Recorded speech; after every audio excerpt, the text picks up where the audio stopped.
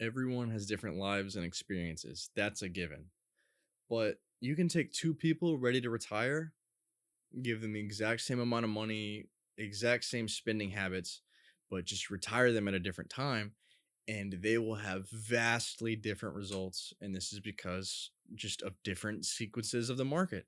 And that's what I aim to talk about today: sequence risk. I believe it's the biggest wealth killer in people's portfolios, and at the very least, it's probably the most silent but deadly wealth killer. I'll explain what it is and I'll show some examples, and then later in the video, I'll show some strategies to avoid it, or at the very least to mitigate some of the damages done by sequence risk. But let's just get right into it. Sequence risk refers to when an investor retires during a bear market and their first year or first few years of retirement just have negative returns. And it doesn't matter if the market returns negative 5% or negative 30%. If you start with negative returns versus someone who starts with some good positive returns, the results are astoundingly different. You lose out on so much money if you have a poor first few years.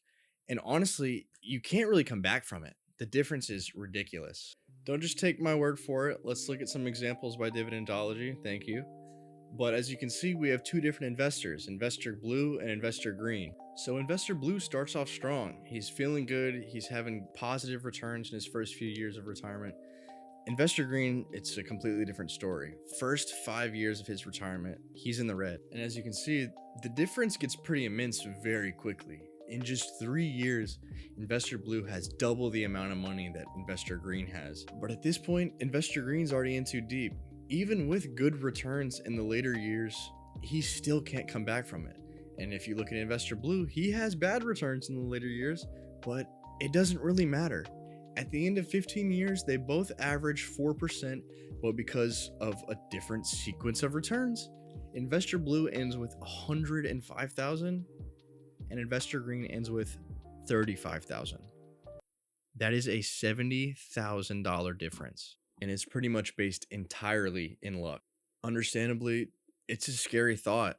People save their whole lives, and in a matter of years, it can pretty much be taken away. And I didn't fudge any numbers or anything. It's all there. It's just math. And if you're a little skeptical, you can go back and run the numbers yourself. I encourage you to. I just want you to understand I'm not lying to you. Now, earlier in the video, I said there were ways to mitigate it or even potentially avoid it entirely.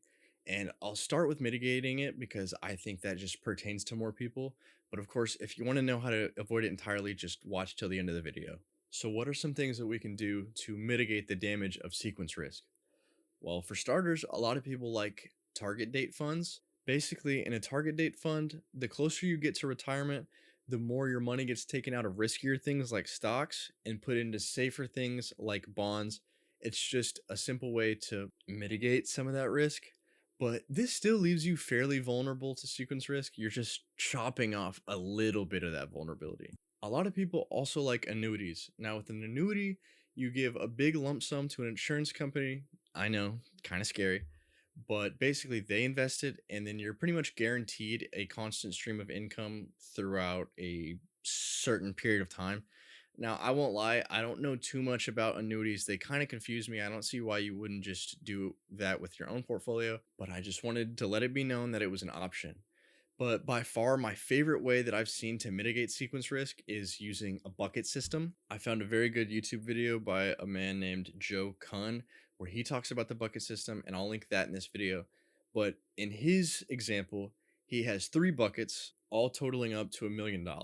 So in his first bucket, he has 200,000, also known as 4 years worth of expenses, and he has that completely taken out of the stock market. This isn't affected by stocks at all. It's all in CDs, bonds, money market funds, things like that, because this bucket is ideally supposed to get you through 4 bad years, because that's where the whole sequence risk comes from, is selling out of your positions during bad markets.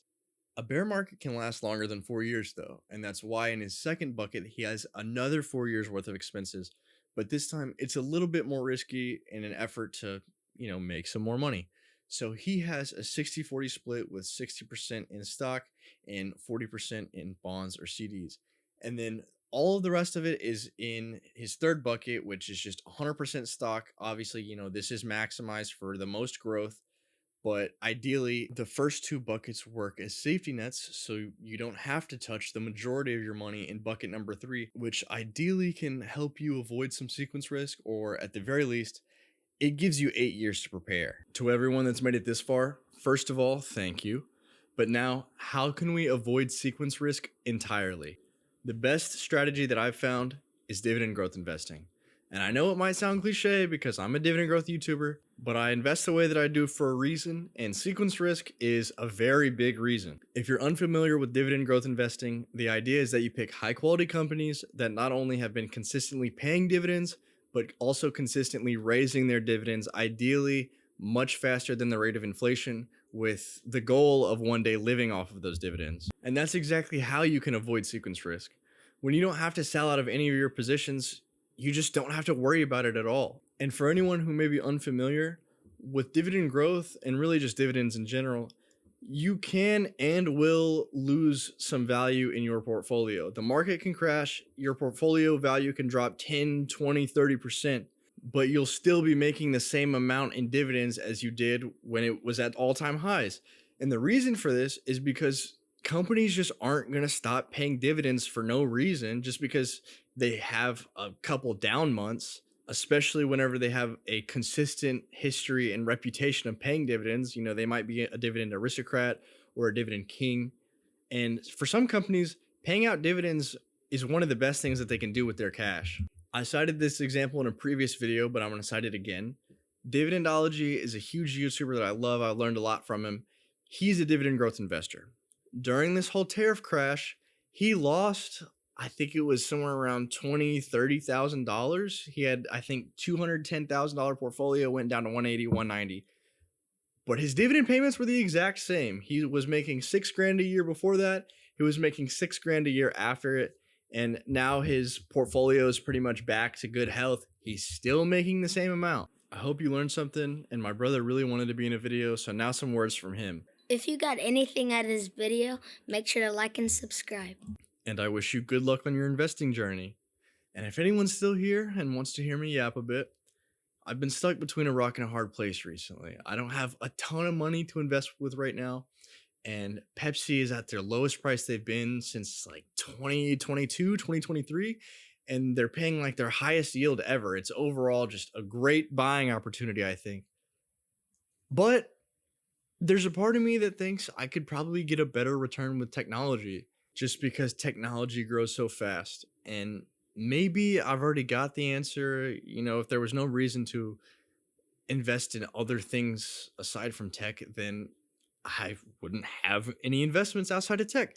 But I don't know. I've just been kind of on the fence about it for some reason. Maybe also because SCHD owns some Pepsi, or at least should own some Pepsi. I don't know. But if anybody has some wise words, feel free to let me know. I'd really appreciate it. But if you're still here, I appreciate you. Have a good one.